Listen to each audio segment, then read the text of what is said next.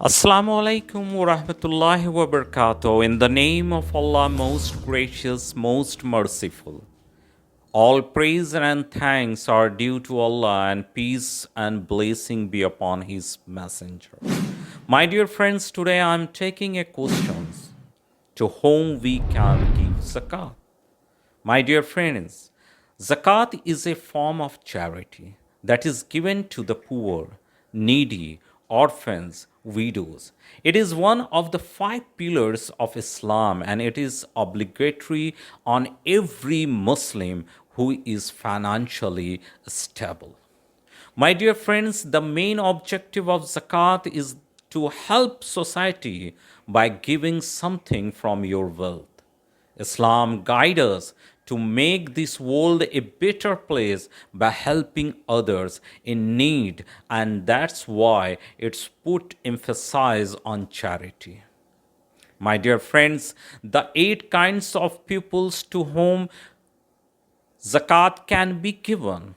Allah says in Quran, Surah Tawbah, chapter 9, verse 60, zakat expenditures are only for the poor and the needy, for those employed to collect zakat, and those whose heart are to be, and for slaves, and to help those burdened with debt, and for expenditures in the way of Allah, and for the wayfarer. This is an obligation imposed by Allah, and Allah is knowing and wise. My dear friends, the Quran specifies how zakat is to be distributed precisely. My dear friends, according to the Arabic words, fuqra are all those people who depend on others for the necessities of life. The Arabic word fuqra is general word for all those who are needy because of some physical defects or old age or temporarily out of living means and can become self-supporting if there are help like orphans, widows, the unemployed, etc.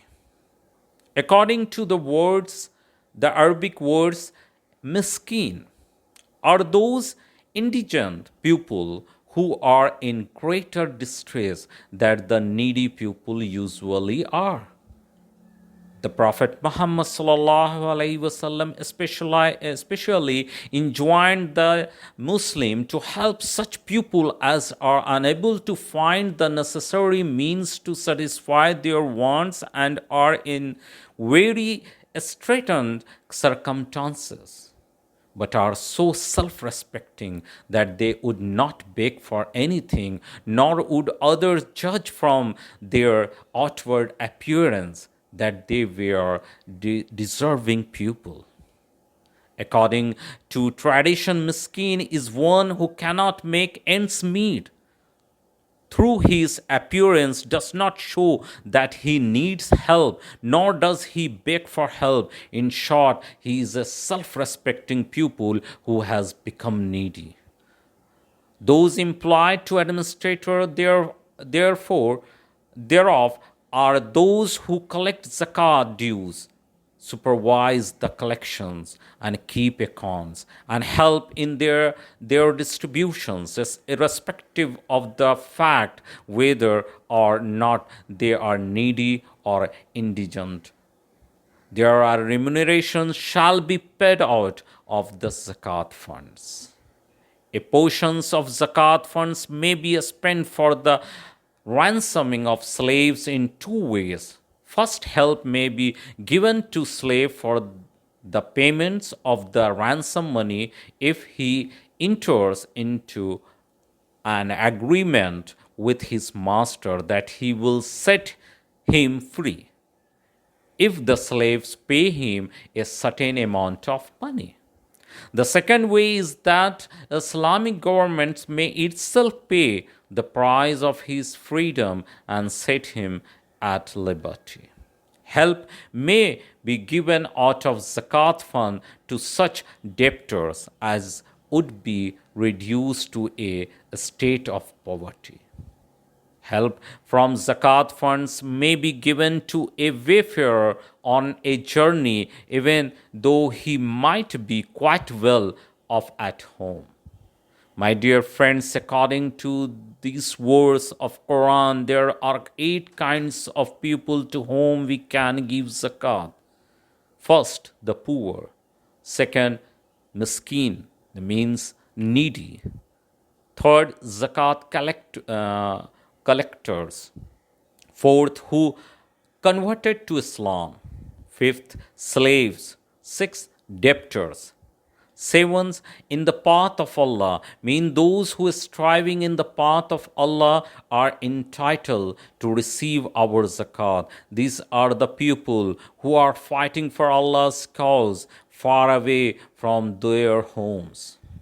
Eighth is wayfarer, travelers. Zakat can be given to travelers who is set alone in foreign land and is in need of money to get back to his destinations or to fulfill his objective of traveling. There is condition in this case that a person should be traveling for a lawful purpose, otherwise he is not entitled to receive zakat. Refugees are also wayfarers and can be given zakat money as they leave their countries because of violence and oppressions in search of a safe and better place. My dear friends, zakat is not the only form of charity in Islam.